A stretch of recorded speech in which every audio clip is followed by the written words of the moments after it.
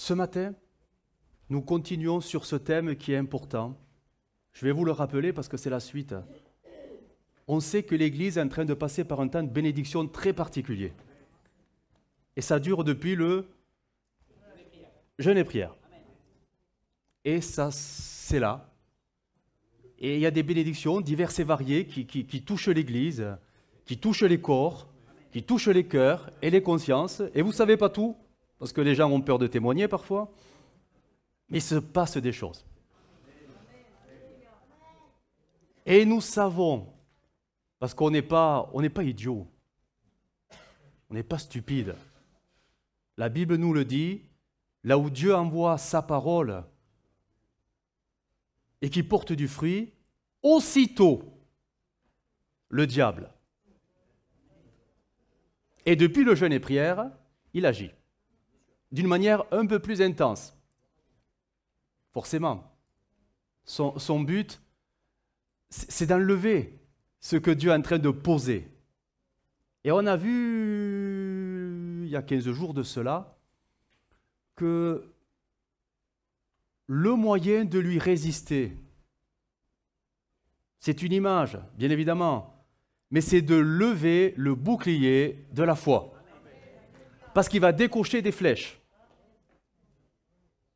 Et elles sont enflammées.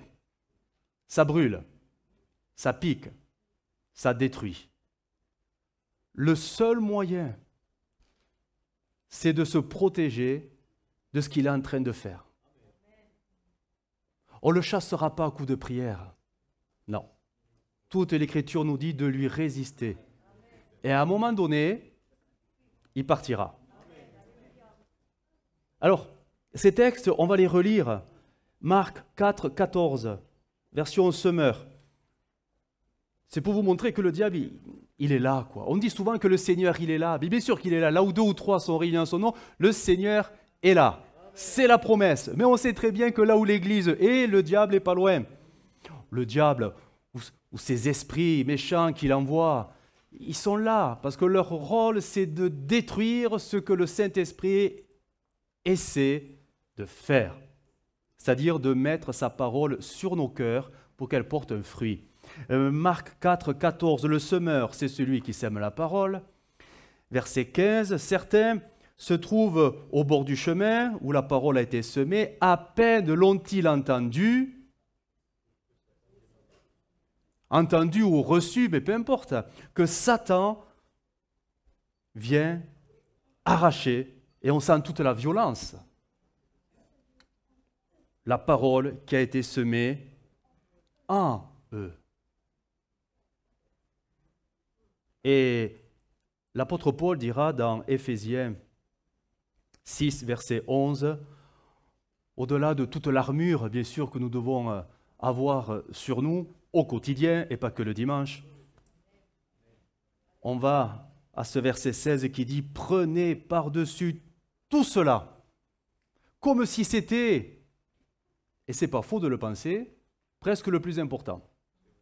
Par-dessus tout cela. Par-dessus tout cela. Le bouclier de la foi. Avec lequel.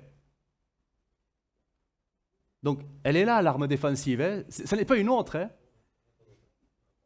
Avec lequel vous pourrez, ou d'autres versions disent, vous serez enfin capable d'éteindre tous les traits, les flèches enflammées du malin. Satan, le diable, si le Saint-Esprit veut faire une œuvre, celle de Dieu, les esprits méchants, eux, veulent faire une œuvre qui va détruire celle du Saint-Esprit. Et ça marche. Bien sûr que ça marche. C'est des lois spirituelles. On a vu la dernière fois, donc il y a 15 jours, que ce bouclier de la foi, c'est une image, c'est un symbole, bien sûr, peut être brandi, levé dans différentes situations qui nous sont parfois... C'est vraiment nécessaire de le faire, de vivre cela. C'est-à-dire, ce bouclier de la foi, en fait, il peut représenter quoi dans ton quotidien? Je récapitule, tout simplement, ça représente ta louange. Ton bouclier, c'est ta louange. Le texte dit, Alors je les rappelle simplement, le psaume 28, verset 7. « L'Éternel est ma force et mon bouclier. En lui, mon cœur se confie et je suis secouru. J'ai de l'allégresse dans mon cœur et je le loue par mes chants. » Quand tu vas très mal, forcément tes émotions vont mal. Parce qu'on est fait comme ça on ne peut pas le changer. On est perturbé, tout, voilà. Eh bien c'est là que lever le bouclier de la foi, c'est tout simplement se réfugier. C'est pas essayer de trouver le secours ailleurs, j'appelle vite quelqu'un, prie pour moi, prie pour moi, prie pour moi. C'est pas ça. Le secours, il n'est pas ailleurs, le secours, il est en toi. Ta louange, ton adoration. Alors, je vais employer un mot qui va vous n'allez pas aimer, mais bon, c'est pas grave. Vos pleurnicheries, vos jérémiades, et tout ça, n'est-ce pas le reflet des émotions? Mais ça, on le laisse de côté. Le spirituel, c'est même si ça ne va pas, même si tout va mal, même si je ne vois rien, même si j'ai presque l'impression que Dieu m'a oublié, allez, c'est pas grave, je regarde au-delà. Et là, je fais quoi? Je loue mon Dieu. Je le loue parce que je sais que Dieu ne peut pas m'abandonner. Alors je le loue et je l'adore. C'est facile à dire, je le sais, c'est très simple à prêcher, mais c'est très dur à vivre. Mais c'est pourtant là le bouclier efficace. Parce que les émotions n'ont plus leur place. La louange est un bouclier quand tout va mal. Ça ne règle pas les problèmes. Ça empêche nos émotions d'aller encore plus bas, parce que tout va mal. Et c'est là qu'est la victoire, de ne pas se laisser entraîner par nos émotions, mais par l'Esprit de Dieu, surpasser nos émotions pour regarder qu'à Dieu.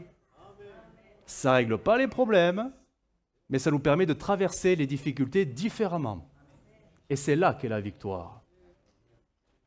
Mais oui.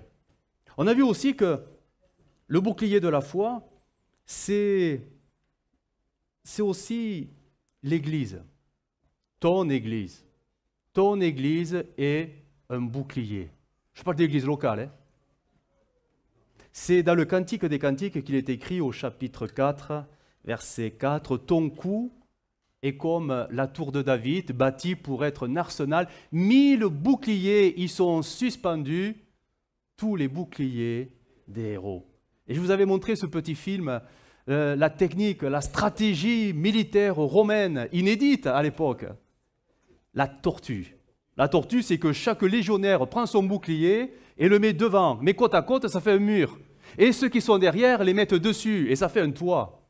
Et ça fait un carré où les flèches peuvent tomber. Il ne se passe rien. Personne n'est blessé. Parce que la carapace est là. L'Église est un bouclier.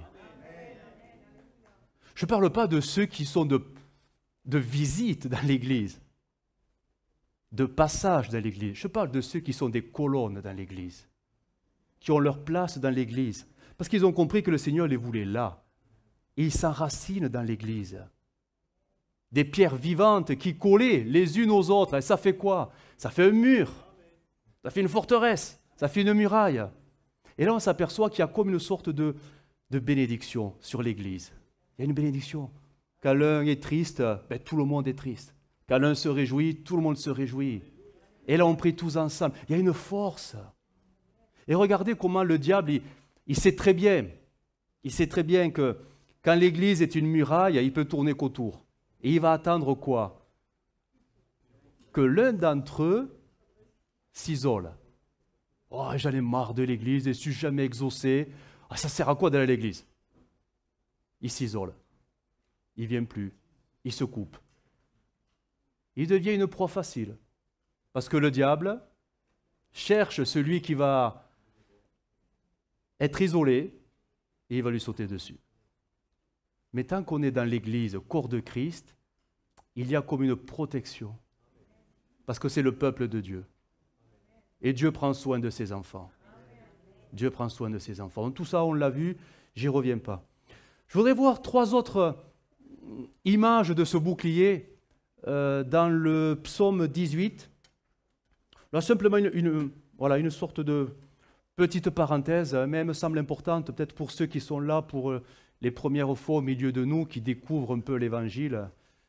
Il est écrit dans le psaume 18, verset 36, ceci. « Tu me donnes le bouclier de ton salut. Ta droite me soutient et je deviens grand par ta bonté. » Le bouclier du salut. Alors, je vais être direct. Pour ceux qui ne sont pas en Jésus, Dieu est en colère contre vous. C'est net, la Bible le dit. Il est tellement en colère contre vous que son jugement, il tombera sur vous. Et ce jugement vous emportera pour l'éternité loin de sa présence. Ça s'appelle l'étang de feu. Et ça, c'est tous les hommes, toutes les femmes, les enfants. Tout le monde est coupable, tout le monde est pécheur devant Dieu. Aucun juste ne peut prétendre être sauvé parce qu'il penserait qu'il est gentil. C'est faux. Sauf que Jésus devient notre bouclier. Et c'est ça l'Évangile. C'est ça la bonne nouvelle. Jésus devient ton bouclier pour te protéger de la condamnation qui tombera sur toi. Elle t'écrasera, elle t'anéantira et tu seras perdu pour l'éternité. Parce que personne ne résiste à la parole de Dieu.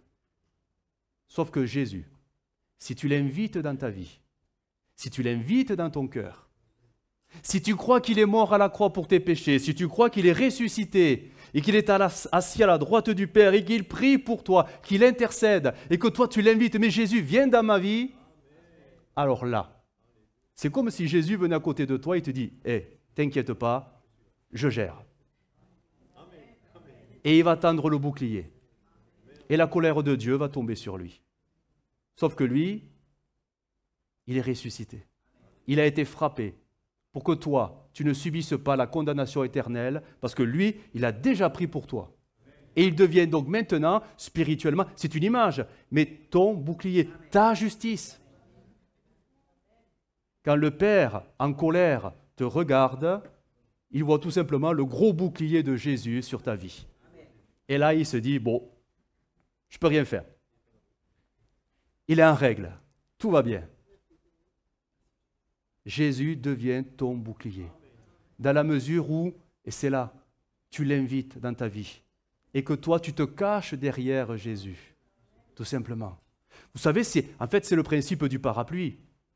Quand il pleut, ben, si tu n'as pas de parapluie, tu es mouillé. Si tu as un parapluie et que tu l'ouvres et que tu te mettes dessous, pas à côté, dessous, la pluie elle tombera, mais toi tu seras sec. Le jugement tombera sur la terre et tous les hommes qui ne sont pas abrités par le bouclier du salut seront perdus. Mais si toi tu es sous le bouclier de Jésus, parce que tu l'as invité dans ta vie, parce que tu as reconnu que, ben oui, je suis pécheur devant Dieu, mais en Jésus, je suis pardonné de mes péchés. Parce que je demande pardon pour mes péchés. Alors là, tous ceux qui peut-être t'entourent tomberont, mais toi, tu ne tomberas pas. Parce que tu es protégé par le nom de Jésus. Donc, Jésus est ton bouclier devant la colère de Dieu qui frappera tous les hommes à un moment donné, c'est certain. La Bible le dit. Je voudrais continuer, mais maintenant, en m'adressant au peuple de Dieu, ceux qui sont déjà abrités et ceux qui marchent avec le Seigneur. Le bouclier, du moins une autre des images que peut être ce bouclier, c'est, je recherche mon texte, dans le psaume 18, 31, il est dit ceci, « Tu me donnes le bouclier de ton salut. » 31.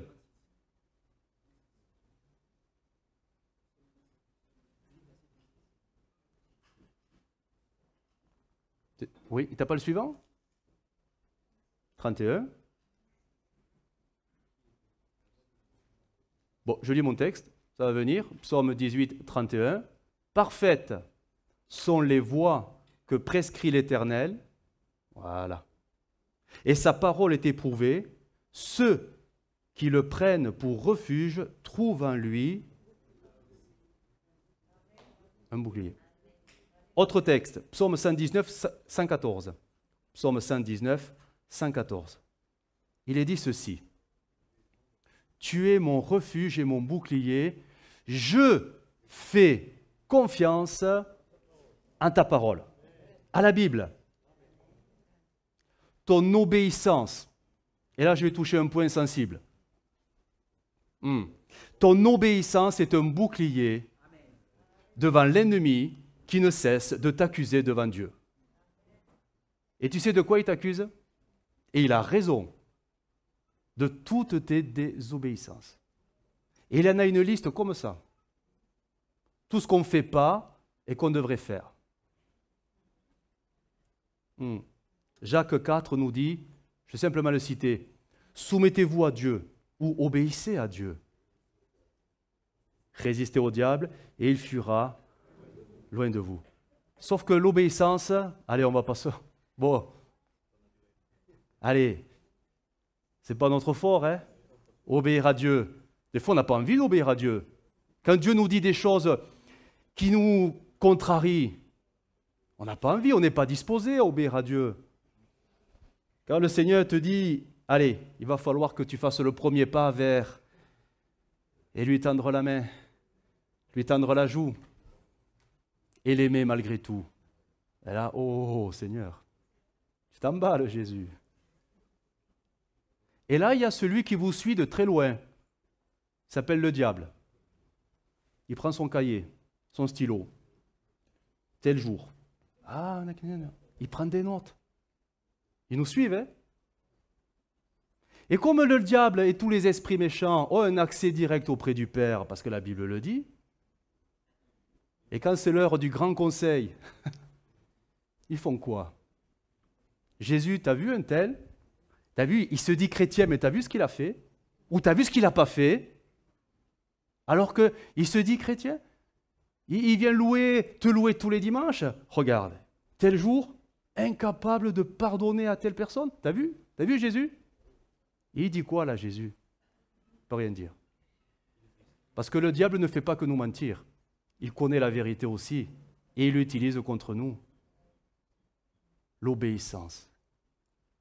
Mais toutes nos désobéissances, tout ce que Dieu attend de nous et qu'on peut faire, mais qu'on ne fait pas parce qu'on n'est pas disposé à obéir, le diable, il note. Hein? Il note. Et là-haut, il ouvre son petit calepin devant Jésus, tu vois? Regarde, il s'est fait baptiser tel jour à telle heure, il a dit, j'ai noté, je te donne ma vie. Regarde, là, il est incapable de faire un sacrifice pour toi. Jésus, tu es mort pour un tel, regarde ce qu'il fait, regarde.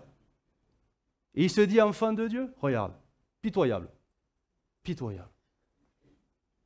Des fois, il a raison, hein. Parce que tout simplement, l'obéissance, des fois, l'obéissance, c'est pas pour rien qu'il est dit que même Jésus a dû apprendre l'obéissance.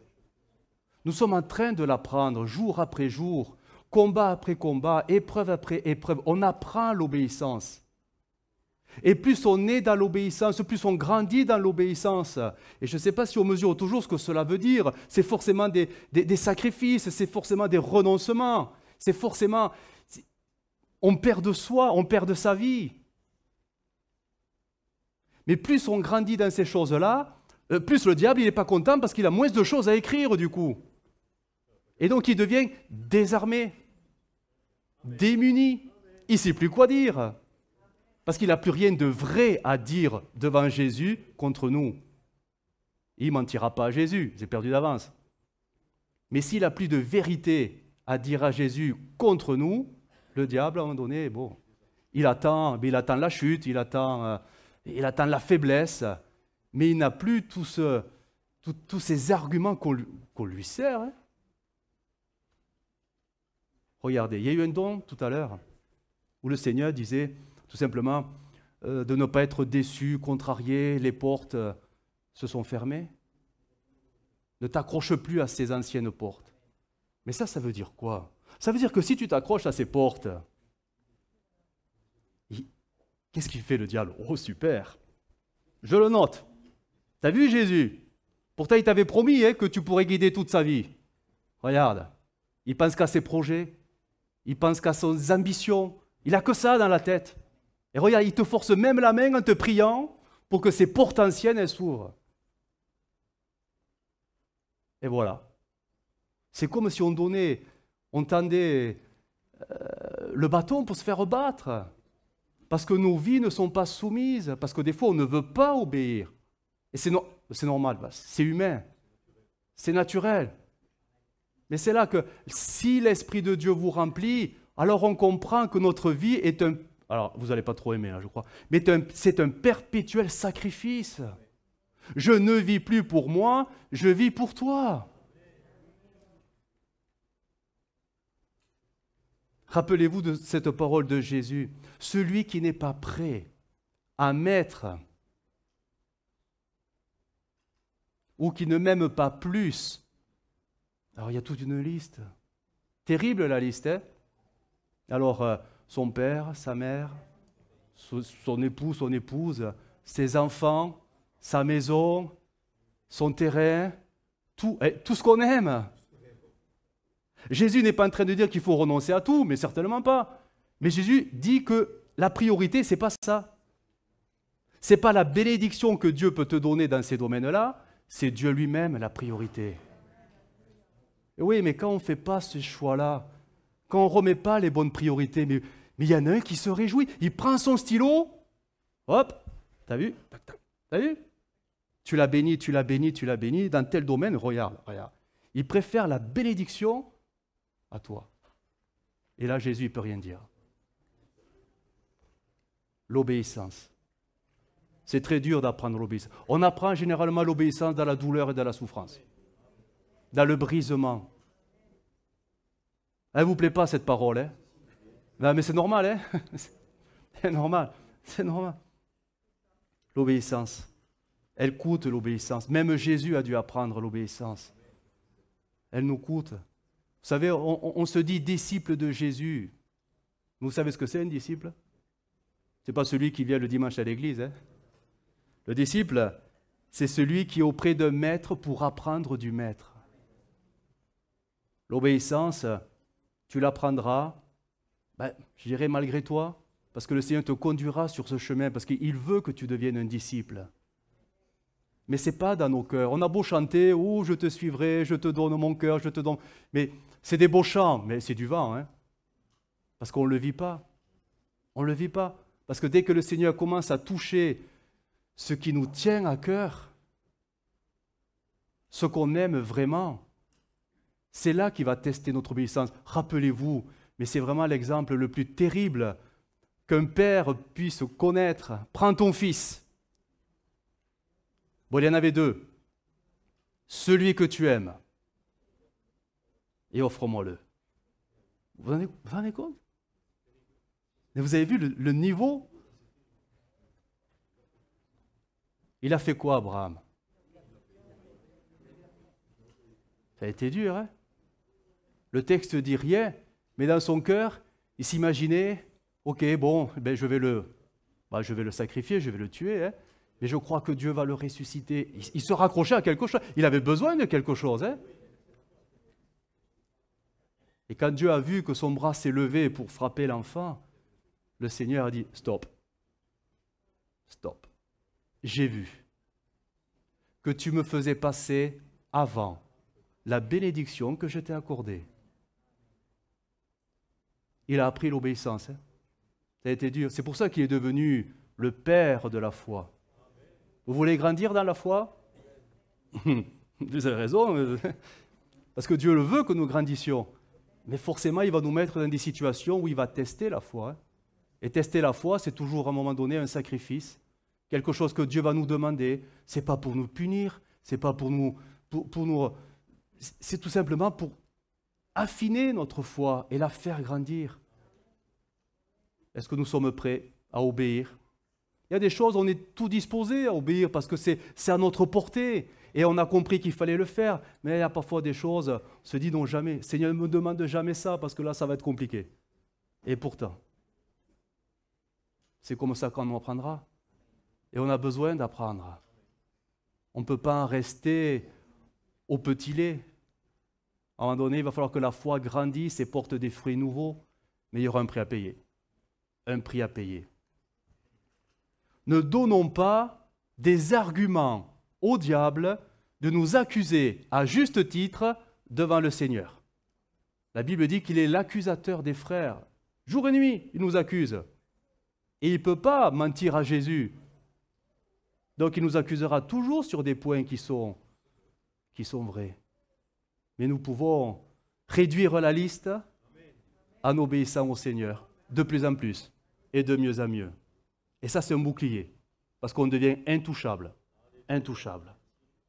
Amen? Ça va? Alors, ils sont prêts pour le second point. Parce que l'autre point, c'était ce que le Saint-Esprit nous a dit ce matin. Dans le psaume 7, verset 11, il est dit ceci. Le Seigneur nous a parlé d'intégrité. Eh oui. L'intégrité, ce n'est pas forcément l'obéissance, c'est un autre aspect. Psaume 7, verset 11, « Mon bouclier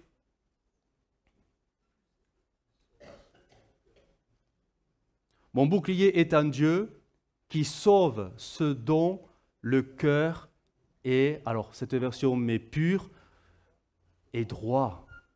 Le cœur est droit. » Ou psaume 84, verset 12, « Car l'Éternel Dieu, psaume 84, verset 12, « Car l'Éternel Dieu est un soleil et un bouclier. L'Éternel donne la grâce et la gloire. Il ne refuse aucun bien à ceux qui marchent. » Le mot est dit. L'intégrité, la droiture. L'obéissance, c'est le rapport qu'on a avec Dieu dans notre relation quand il nous demande des choses particulières. L'intégrité, je dirais plutôt que c'est cette relation que nous avons, non pas forcément avec Dieu, mais avec ceux que nous côtoyons au quotidien. Quelle est votre attitude avec les gens, les gens de tous les jours, quoi. C'est-à-dire les gens du monde, mais ça peut être des chrétiens aussi. Avec les autres, avec le prochain.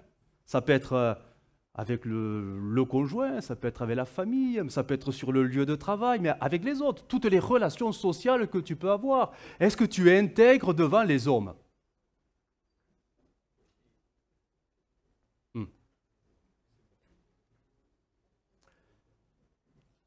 Je répète, le diable, en fait, il te suit de très près. Pour lui, tu es une cible. Il n'a jamais accepté le fait que tu donnes ton cœur à Jésus, et il fera tout pour essayer de te récupérer. Donc il est toujours là, à l'affût, avec son petit calepin et son stylo, et il te regarde vivre. Il te regarde vivre au quotidien. Tout comme le Seigneur est avec toi tous les jours, il est dans ton cœur, lui, le diable, il est autour de toi, il est caché dans les situations, les circonstances, parfois derrière certaines personnes. Il attend, il regarde, et il attend tout simplement que tu dérapes. Et là, il note. Le diable te voit. Il ne te voit pas que le dimanche quand tu es à l'église, parce que là, parfois, il sourit. Mais il attend le lundi. Parce que là, il se dit, oh, ouais, super. Parce que le dimanche, c'est ça, mais le lundi, c'est ça. Et là, il prend le stylo. C'est curieux quand même. Le dimanche, il parle bien, mais le lundi, qu'est-ce qu'il parle mal? Ah, je note, parce que là, c'est vraiment de l'hypocrisie, tout ça. Non, mais c'est pas vrai. Honnêtement.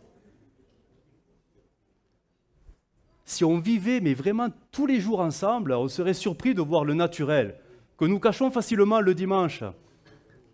On serait étonné de voir, mais quand même, je ne pensais pas que tu étais comme ça.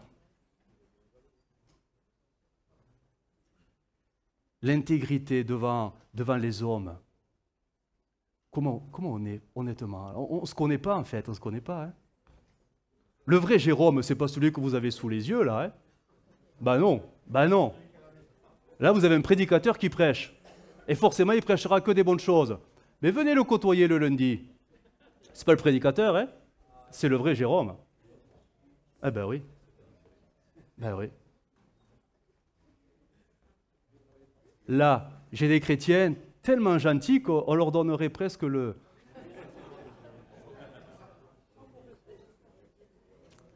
Mais le lundi, quand on est en contact avec des gens qui nous irritent, qui nous agacent, parce qu'il n'y a pas que des chrétiens dans le monde, hein, quand on est en contact avec des gens qu'on ne supporte pas, qu'est-ce qui se manifeste? C'est le Saint-Esprit? Oh, on aimerait. Mais souvent, c'est qui se manifeste? C'est notre vrai moi. Et là, le diable, il dit, enfin, ben, j'attendais que ça. Et je note, ah ouais, il fait de belles prières, mais c'est quoi ces mots qu'il dit? C'est quoi ces expressions? C'est quoi ce langage? C'est quoi ces grossièretés? Mais, oh là là! Et là, il note. Est-ce qu'on est vraiment intègre devant les autres? Est-ce qu'on est intègre les uns envers les autres? Est-ce qu'on n'a pas des façades? J'ai essayé de chercher, non, j'ai pas essayé, j'ai trouvé le contraire du mot intégrité. Vous savez ce que c'est? Pardon? Non. Fausseté? Non. Il y a un mot très... On l'emploie pas souvent. C'est la duplicité. Ah. Eh oui. Duplicité, parce qu'en fait, dans la semaine, au travail, peu importe le contexte, on n'est peut-être pas forcément comme on est le temps des réunions, tout simplement. Parce qu'on se fait un peu violence, on se maintient, mais la vraie nature, en fait, est-ce que je suis intègre? Alors, pas simplement en parole devant les autres, mais je vais essayer de dérouler quelques situations. Qu'est-ce qui nous touche à cœur, qu'on a un peu tous, à des niveaux différents? Et là, des fois, on peut essayer de s'esquiver devant le Seigneur ou tromper les autres. Moi, je ne sais pas. L'argent.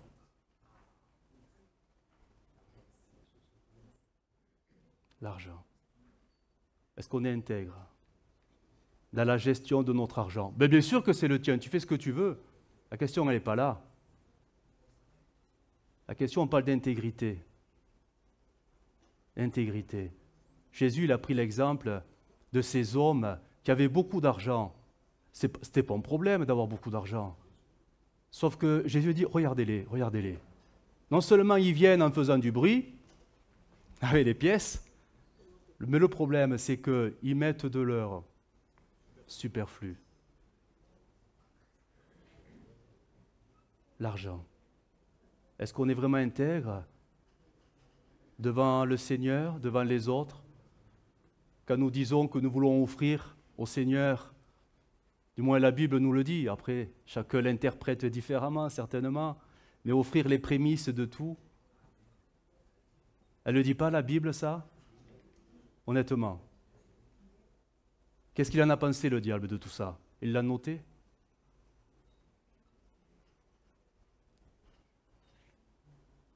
Des cœurs purs, des cœurs vrais. Si on ne cache rien au Seigneur, vous savez, le diable, il sait très bien si dans votre cœur il y a des choses, le péché, mais il le voit aussi. Il le voit. Il en connaît un rayon sur le domaine. Hein.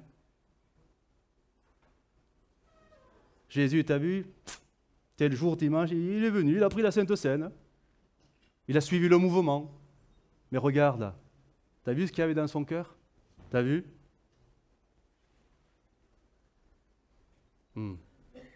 Est-ce qu'on est vraiment intègre devant Dieu? C'est un bouclier, l'intégrité. C'est un bouclier. Voilà pourquoi, bien souvent, nos vies chrétiennes sont si fragiles spirituellement. C'est parce qu'en fait, nos boucliers ne nous protègent pas. Nos boucliers, c'est des passoires. Les flèches, elles passent à travers. Et ça brûle. Parce qu'on n'a pas de protection. Alors on aura beau prier, mais Jésus. Mais le Seigneur nous dit, mais la foi, c'est ta foi qui est ton bouclier. Ce n'est pas la puissance de Dieu, c'est ta foi qui est un bouclier, le bouclier de la foi. Tu n'as qu'à le brandir et le lever devant les flèches. Oui, mais si ton bouclier ne vaut rien, Et c'est là qu'on a besoin de mettre sa vie en règle devant Dieu. Et à tous ces niveaux-là, l'obéissance, l'intégrité, parce que sinon vous êtes plein de failles et de fragilités, et le diable saura vous attaquer là où ça va faire mal. Parce qu'il connaît vos failles. Il les connaît, vos fragilités. On a vraiment besoin de comprendre que on est fort en Christ, mais dans la mesure où on vit la parole de Dieu. Regardez, vous avez vu ce texte, on l'a vu, il n'y a pas Jean 15, « Si vous demeurez en moi, et si je demeure en vous, alors, vous pourrez même prier et demander à mon nom, et cela vous sera accordé, et vous porterez du fruit, et encore plus de fruits. » Parce qu'il y aura comme une vie en vous, une fertilité, une puissance, une onction en vous, parce que vous demeurez en Christ. Christ, c'est qui? C'est la parole. Et si la parole ne demeure pas en toi, dans tous ces aspects, mais qui sont... C'est normal ce que je viens de dire là. Tu veux dire, c'est un chrétien normal. Hein? Ce n'est pas un super chrétien. C'est le chrétien normal, qui refuse le compromis, qui recherche l'intégrité, qui recherche la droiture et la pureté, qui se sanctifie parce que tout simplement il a compris que le péché ne devait pas revenir. C'est l'attitude normale. Et quand le Saint-Esprit te remplit, tu as envie de ces choses-là encore plus. Oui, mais plus tu vis ça, plus ton bouclier il s'épaissit, il devient une forteresse, il grandit, il grossit, le diable ne peut plus rien faire. Il attendra tout simplement à un moment donné que tu dérapes. Par accident, ça peut arriver, mais ta vie n'est plus sujet à des failles qui font que le diable y rigole. Hein. Voilà pourquoi on est si fragile, parce qu'on est si léger. On est si léger. Je voudrais essayer et je vais terminer, d'imager un petit peu tout cela par une scène d'un combat que nous avons dans l'Ancien Testament. Ce combat, vous le connaissez, c'est un des plus épiques. C'était perdu d'avance humainement. Hein? C'est David et Goliath. Vous connaissez les bonhommes? Alors on va le lire, mais on va inverser les rôles. Si tu nous mets, s'il te plaît, dans 1 Samuel 17. On va dire que le diable, c'est David. Et oui, parce que le diable, c'est le petit renard. Vous savez, celui qui est insignifiant, celui qu'on pourrait tellement mépriser parce qu'on se croit tellement au-dessus, suffisance. Tellement au-dessus qu'on se dit, mais jamais je vais glisser sur cette peau de banane, c'est pas possible. On est parfois comme ça, hein, la suffisance. Et Goliath, ça devient le chrétien. Ben, le chrétien qui est tellement sûr de lui qu'il est persuadé que le diable ne peut pas le toucher parce que, voilà, l'expérience de la vie chrétienne fait que voilà, maintenant, il est solide. Alors, 1 Samuel 17, verset 4. Et vous allez voir, il y avait un détail, je n'avais jamais trop remarqué, mais ça fait toute la différence parce que s'il avait été bien placé, il aurait été protégé. Un homme sortit alors du camp des Philistins, c'est Goliath, et s'avança entre les deux armées. Il se nommait Goliath, il était de Gath, il avait une taille de... Ah, tu nous mets un semeur, s'il te plaît?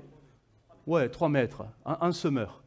Ça va être plus facile. Parce que 6 coudées, ce n'est pas forcément clair pour tout le monde. Près de 3 mètres, nommé Goliath. Mais vous avez vu la montagne.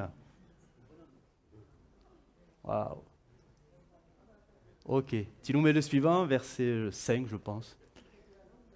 Et là, on a toute la panoplie. Il était revêtu d'un casque de bronze et d'une cuirasse en écaille en bronze pesant une 60aine de kilos. Déjà, wow. Ok, continue. Le bois de sa lance avait la grosseur d'un cylindre de métier à tisser. Le fer de lance, à lui seul, pesait près de 7 kilos. C'est quand même, hein. Il était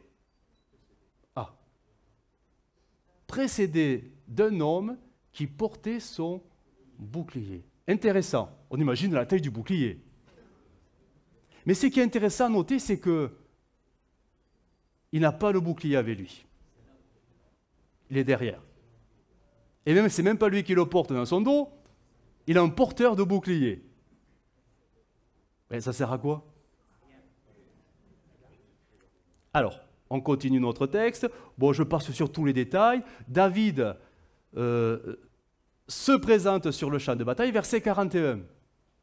Verset 41, oula, vas-y. 1 Samuel 17, 41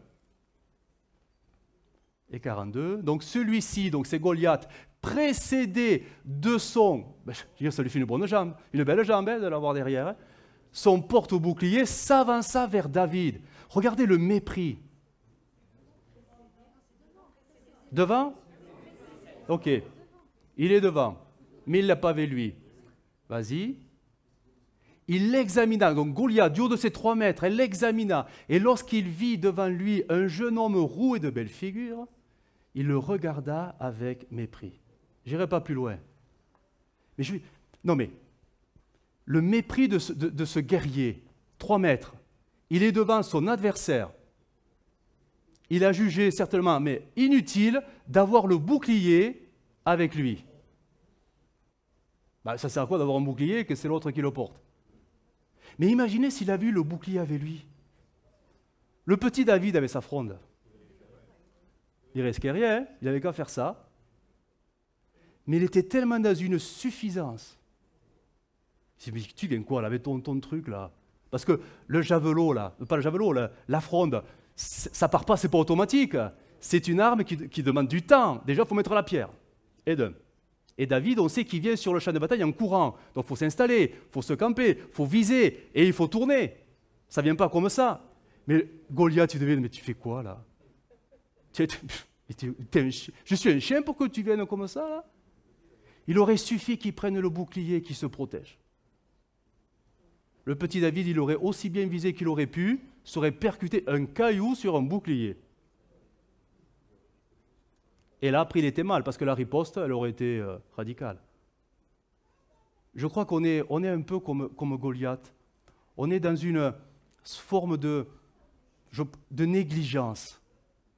Le diable est plus malin que nous. Le diable, il se cachera dans des choses où on ne le verra pas arriver. Et parfois, à cause de notre suffisance, ou à cause peut-être du renouveau du Saint-Esprit qu'on peut connaître, on peut négliger les petits renards qui vont arriver et frapper exactement là où ça va nous terrasser.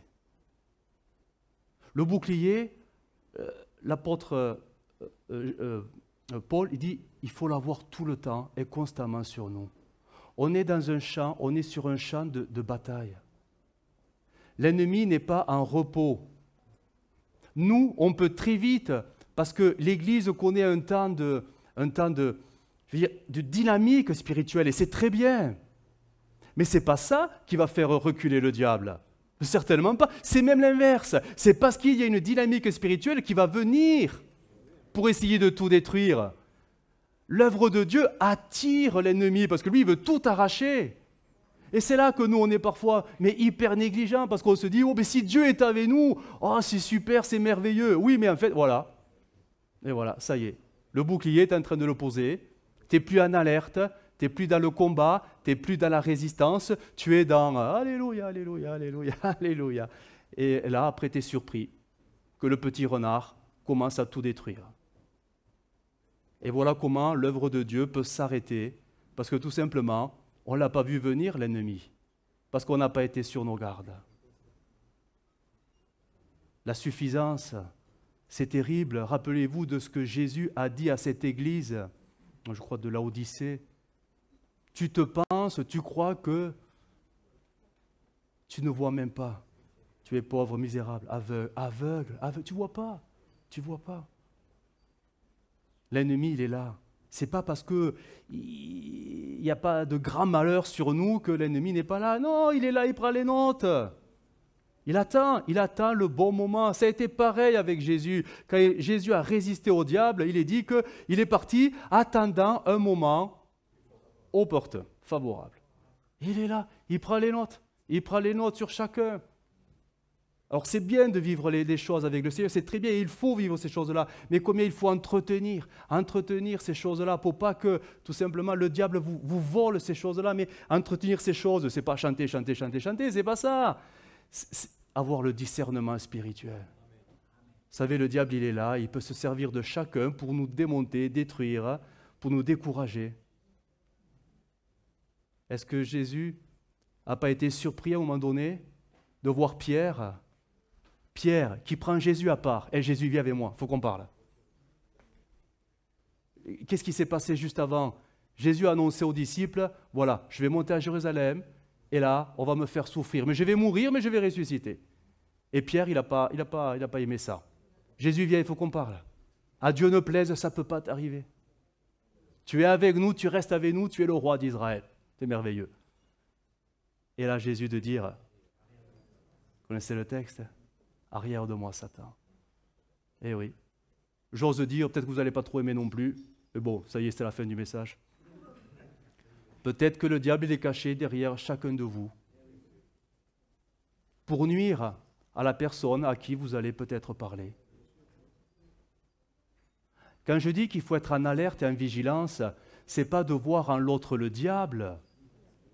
Non, c'est un enfant de Dieu.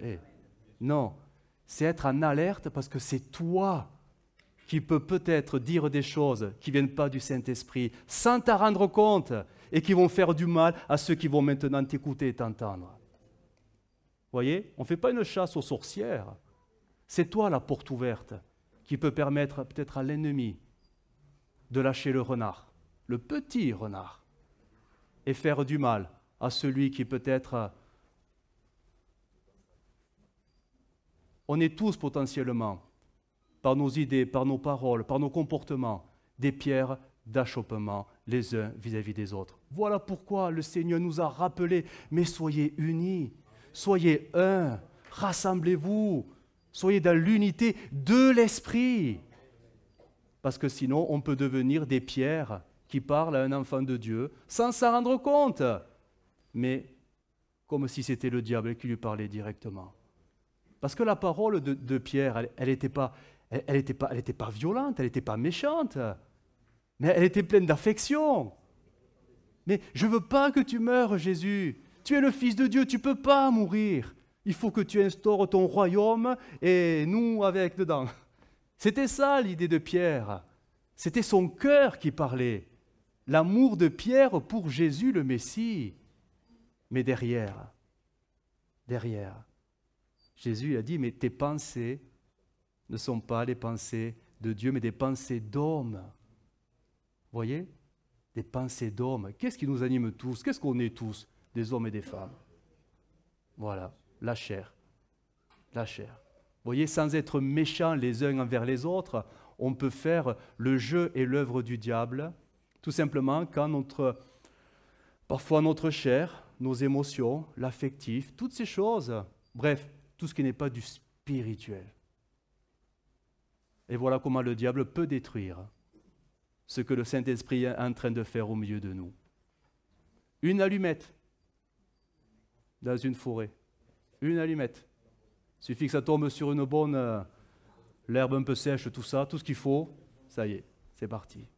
Alors mes propos ne sont pas là pour vous faire peur, mais ils sont là pour nous ouvrir les yeux. Ce n'est pas parce qu'on connaît des temps, mais des temps puissants, des temps où vraiment on sent la présence de Dieu. Et tant mieux, il les faut, et on recherche ces choses-là, il les faut. Mais comprenons que ça attire l'ennemi. Et il se manifestera potentiellement par chacun au milieu de nous. Et même par moi, hein. Oh, pasteur, vous aussi? Ben, je suis un homme, hein. Ben ouais. Je suis un homme. Et c'est là qu'il faut être vigilant. Et si chacun veille sur ton cœur plus que toute autre chose, car de lui viennent quoi? La bonne et la mauvaise. Voilà. À nous, à être vraiment prudents, parce que le diable n'aime pas ce qui se passe en ce moment dans l'église de Castres. À nous, à fermer toutes les brèches possibles et être vigilants, vigilants, vigilants. Le bouclier de la foi, brandi bien haut, en toutes circonstances et situations, et que Dieu nous donne le discernement, vraiment le discernement.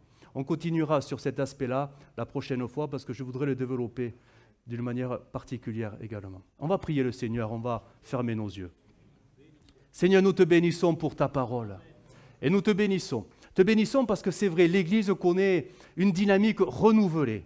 Merci pour la présence du Saint-Esprit qui pousse l'Église. Merci parce que tu poses tes mains et tu guéris l'Église.